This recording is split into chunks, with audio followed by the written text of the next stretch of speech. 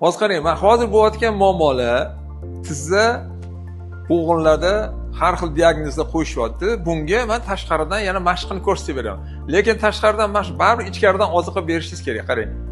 Bismillah, mana shu oyog'ingizni mana shuni ishlatasiz. Bunda ishlaganda sizni tizzalaringizdagi, tizzanetdagi taqimlar ham ishlaydi, qon aylanish yaxshilanadi.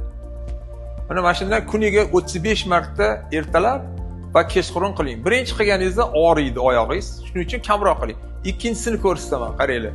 Sizlarga hozir dolzarb masala bor. Ikkita oyoqni birlashtirasiz, sekin tushirasiz.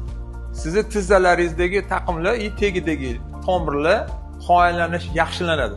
Og'rig'ingiz chekinadi sekin. Faqatgina bu mashq bilan cheklanib qolmaydi. Oziqani ichkaridan ham berish kerak. Bizda yana bir bor aytaman, maxsus asalli qorishmalarimiz bor. O'shalarni ichkaridan berasiz, tashqaridan esa bu mashqni mana davom ettirasiz.